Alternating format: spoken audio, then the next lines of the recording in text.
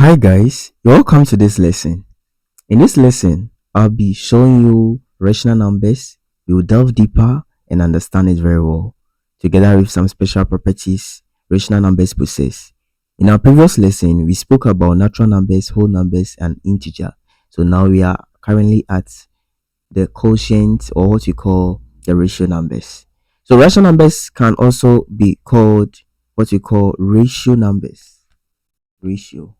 So ratio numbers, or we can say quotient. So guess what? Rational numbers are represented by what we call Q, okay, capital Q, and it has a double ring at this side, okay. Why Q? Q is stand for quotient, as simple as that. So the reason why we represent rational numbers by Q is simply because it's a quotient, as simple as that. Now, why do we use rational numbers, or why do we say ratio? Imagine sharing one pizza for 5 people. What happens? You realize that you've had to break this one pizza into pieces. And that was the idea introduced to humanity, that there is a need for us to have what we call fractions. So two are sharing five, 3 people are sharing something. And guess what? Fractions existed even before negatives, because way back in the ancient times, the ancient Egypt as well as the Babylonians used to trade a lot, and they realized that they were using fractions for most of the trade, and that is why fractions existed even before negative. It's as a result of trade. The ancient Egypt were using unit fractions. The ancient Egypt used so they use unit fractions in most of their transactions or their trade, as well as the Babylons use a special thing, what we call the base 60 fractions, and so on and so forth. Now let's see the mathematics here. Now when you talk about rational number scale, is simply defined as P slash Q, where P and Q are simply a member of what? Z, right? But Q is not equal to 0. This is simply explained as a rational number is a ratio such that it has two numbers standing on each other. So P over Q, where P and Q itself is a member of what? Z, that is integers. So when I have an integer divided by another integer, what do I get? I get what you call rational number. Rational number. So this is introducing another concept, or which we call the division. You realize that integers took away subtraction, covered subtraction, while the whole numbers and the natural numbers didn't cover subtraction. So now we have the ratios going to take over division, and now most of the operations will be covered successfully. So let's see something here. So the integer over integer is what? Ratio, number, or division. That is one thing you should see. So at this point, I can clearly say that if I have my natural numbers is a member of what? It's a subset of my whole numbers is a subset of what? Integers. And integers is a subset of what? My Q. And what does this mean? It means that if I have a natural number 1, natural number is also a rational number. If I have a whole number 0, it's also a rational number, because it can be 1 over 1, 0 over 1. If I have Z, any integer can be represented as a rational number or as a ratio. So that is why if I have 2 over 3, I then say that is what? Sorry, if I have 2 over 1, let's say 2 or negative 2 over 1, let me say negative 2 over 1, I'll say that is what? A rational number. So in the evolution of numbers, as we see the hierarchy, this moves to this moves to this moves to this, and in that manner, okay.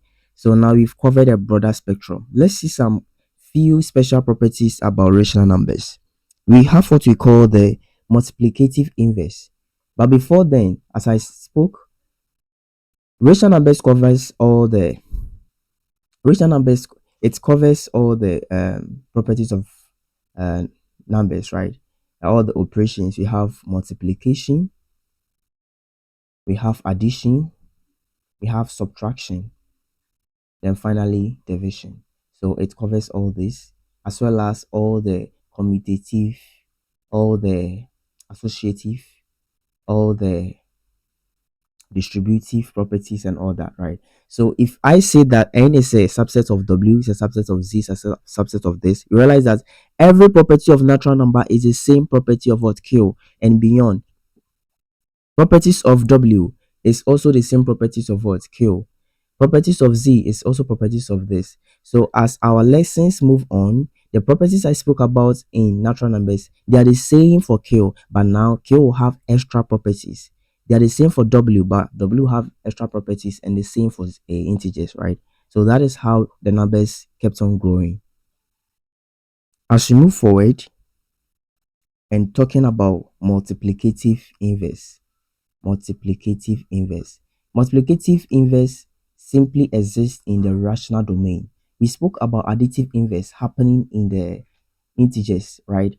Here, when you talk about multiplicative inverse, all that we are trying to say is we have a number. For every number a over b, there is a number which is such that it is b over a. And when I multiply these two numbers, I'm supposed to get a multiplicative identity. We know that the multiplicative identity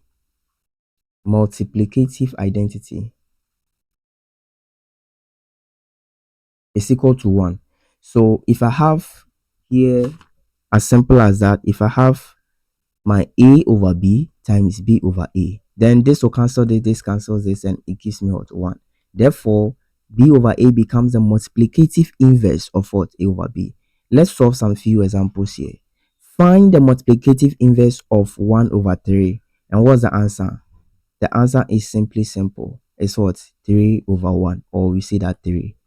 What's the multiplicative inverse of 6 or 2 over 5? And that is equal to what? As simple as that. That gives us what? 5 over 2. So whenever they ask you the multiplicative inverse of any number, you just reciprocate it, and that gives us our multiplicative identity. So this is a new lesson learned within the rational domain.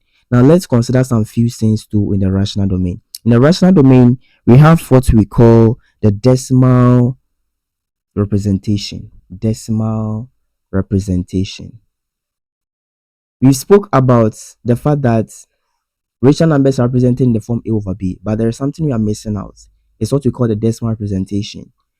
Now, rational numbers are categorized into two sets of decimals. We have what we call the terminating decimal, terminating decimals, and have what we call the recurrent decimals. Recurrent decimals. So these are the two broad decimal category which rational numbers are represented. So in this section, when I say terminating decimals, what do I mean? Now, if I have 1 over 2, what is the answer? 0.5, right? If I have 2 over 5, what do I have? 0.4. It doesn't go forward again. So this is what we call a decimal, and it is a perfect rational number, but it ends. Now, what about 1 over 3? You realize that 1 over 3 will give us 0.3333333, and it doesn't end. What does that mean? This is also a perfect rational number. We call them recurrent decimals. Okay. We also have this special recurrent decimals, which is 2 over 7. And the answer gives us 0.2857142. So you realize that there is a repetition after the set, right? So we call these recurrent decimals. Okay. And that is a characteristic of what? Rational numbers. Now let's move to another beautiful property of rational numbers. We have what we call the density. So the density property. When you talk about the density properties of rational numbers, if I give you any two rational numbers, in between there is infinite number of rational numbers. I don't know if it makes sense. Now, if I give you 1 over 2 and I give you 1 over 1, or let's say 1, or let me make it very easy. So whenever I give you a rational number, let's say 1 over 2, and let's say 1 over 3, right? You realize that 1 over 2 is 0.5, is big. This is what? 0.3333. Between these two numbers, I can have infinite number of rational numbers. Why? I can have 0.3333334. I can have 0.333333334. I can have 0.3336, 0.3. I mean, I can have infinitely many numbers within 0.5 and 0.33. Even when I take 1 and I take 2 as a rational number, that is 1 over 1 and 2 over 1 in quotes, I can have 1.1, 1.3, 1.4, or 1.000001. I can have 1.000, like 100 zeros to 1, and everything fits perfectly within 1 and 2. So the density property of rational numbers just tell us that within any two rational numbers, there are infinitely possible rational numbers within them. See you in the next class as we move through this lesson. Stay glued to your seat and don't forget to subscribe and following the course. Thank you.